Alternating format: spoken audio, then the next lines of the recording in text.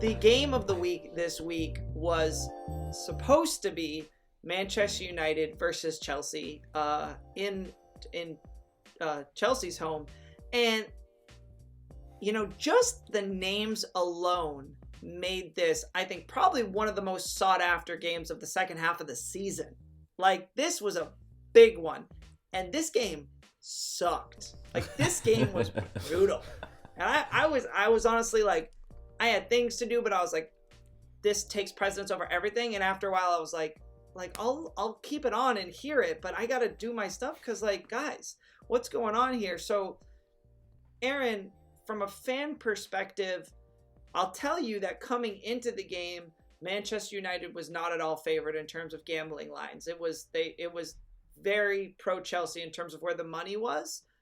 I was surprised by that. Actually, I thought Manchester United I preferred in this matchup, but at the end, it really looked like Chelsea's defensive acumen just was too much for Manchester United, but they were out of sorts today too. The passing was not spot on, and it felt like just miscommunications. Balls, being sort of slipped, layoffs that the person wasn't looking, and then just slowly trickled out of bounds, which I didn't mind, but I imagine your heart just sank in those moments. So how do you feel after that 1-1 or that 0-0 draw? I wish it was 1-1. Yeah, I the build up was exciting because especially since Tuchel had been coaching PSG when Man U met them in the Champions League group stages, and they traded wins, and those were really good matches to watch. But I would actually disagree with you. I think Man U's defense did a lot better than Chelsea's at times, and really handled Giroud well, because that's where Chelsea looked most dangerous, was in the beginning of the game when they were crossing balls in, and I thought Maguire and Lindelof did pretty well. But overall, this was one of the sloppiest games I have ever seen.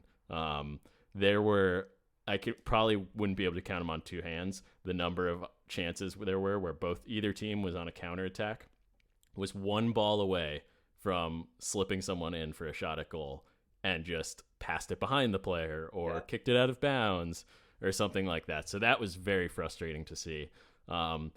Especially the best example is that McTominay breakaway at the end. Yes. I think it was in the last 2 minutes. There were three players unmarked in the box for Man U, and he didn't get the pass right. And it was just beyond frustrating. But I'm sure we'll talk a little bit about the penalty that wasn't.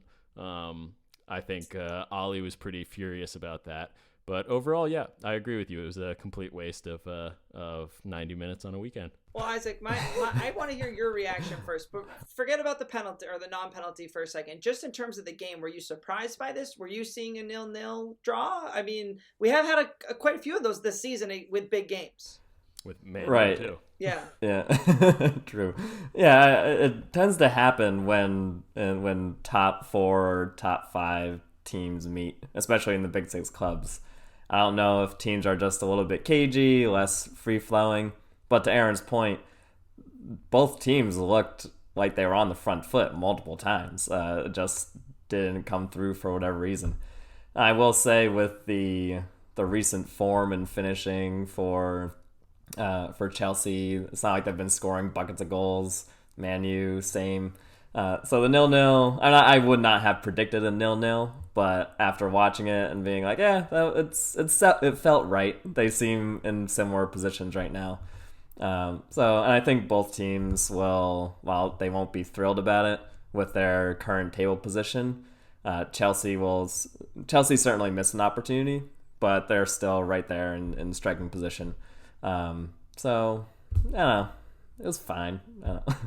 Yeah, it is such a conundrum though that I think we talked about this before, but that Man U last season were incredible against the so-called Big Six, and this year I believe that was the 5th 0-0 draw.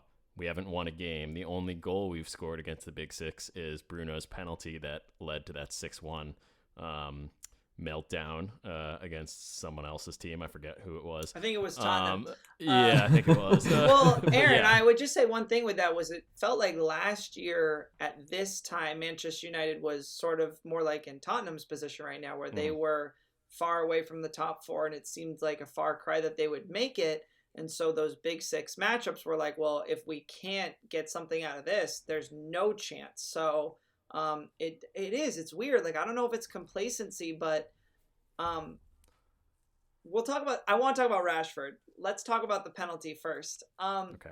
So when we were texting today, and in case you haven't seen it, about 13 or 14 minutes into the game, and I do want to bring up that detail in our deciding whether this was a penalty or not, because the fact that it was so early, to me, I lean on the side of give the penalty if you're unsure, because it's early on in the game. There's plenty of time, and we want goals. I think we want goals. Do we want goals? People, let FIFA know if you like goals. Yeah, Jake, that's interesting because I remember a Champions League final a couple years ago where they gave the penalty early, and we were talking about how it just ruined the entire match. And okay, that was within early. the second minute, and it was the absolute under. Okay, we're not going to talk about the Sissoko penalty. It hit his arm. Liverpool.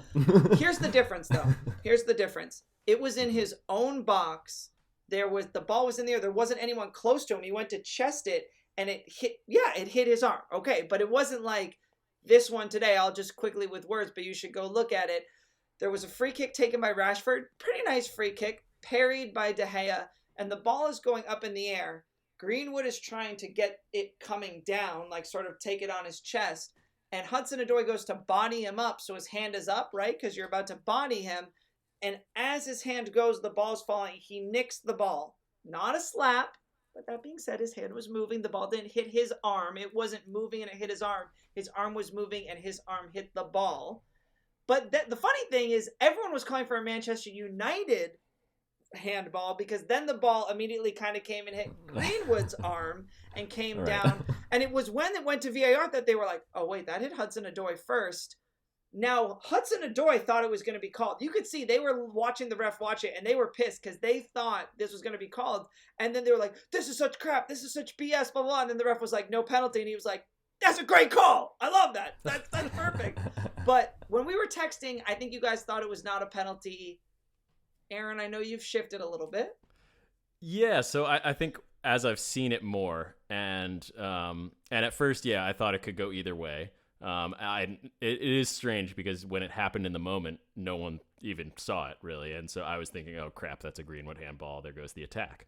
But yeah, as I see it more, it is at the point where yes, the arm's in maybe a natural place, but the fact that it's almost more of a punch that he gets on the ball. The ball kind of hits directly onto his knuckles and skews away from Greenwood as a result of that, away from his control, and therefore allows Chelsea to take the ball away from him. And yeah, once I think it goes to VAR, I think I was certain that it was going to be given as a penalty, even though it was kind of debatable. But what I really have a problem with is what the referee then said to Maguire after, for the reasoning of why it wasn't given. First, because Isaac's over there snickering while you're talking. So Isaac, no, I just love this referee thing. Yeah. Yeah, I mean, Isaac, just as you watch it again and again, what was your first thought? What is your feeling about whether it's a penalty or not? I've seen I've seen more clear handballs not given as penalties. So I think it just further points out the inconsistencies of the rule. I've seen less clear handballs given as PKs. I don't think that it affected the play. It's not like he just goalie punched the ball out 20 yards away.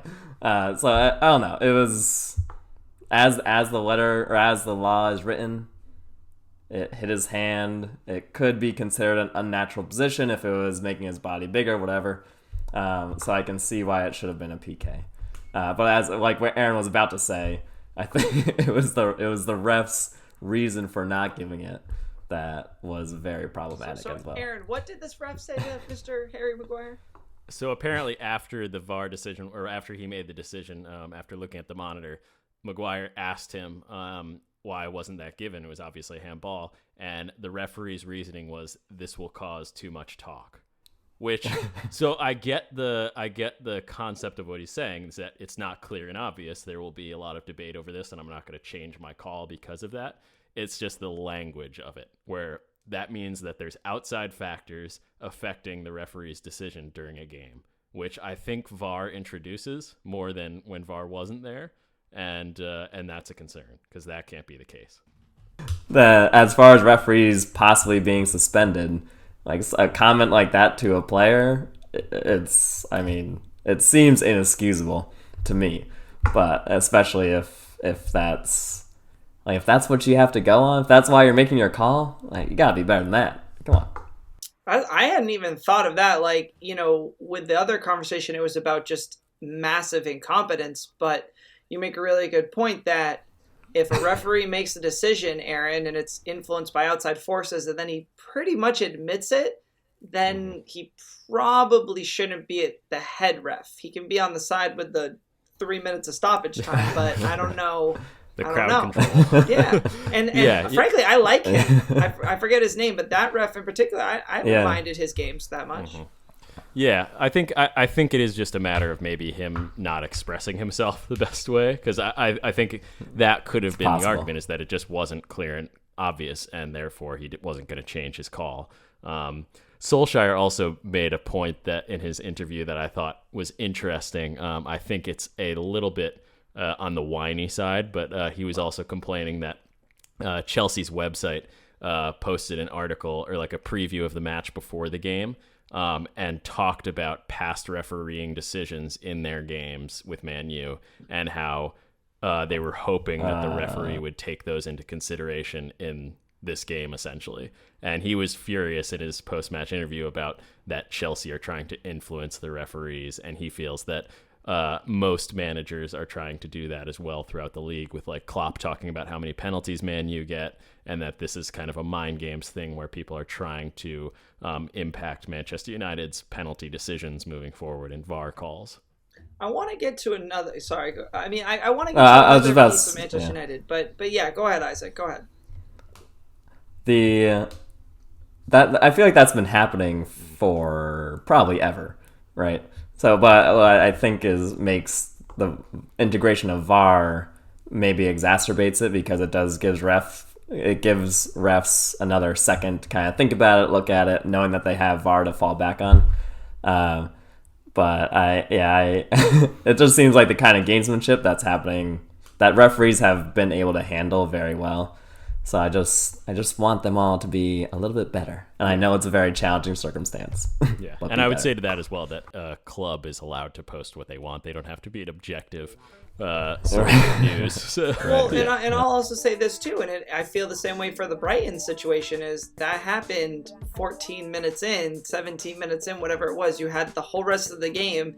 And again, let's not forget how the lack of clinical, and this is Tuchel's words, how he describes Chelsea, but it was the same today for Manchester United on the fast break. It gets me to my next point.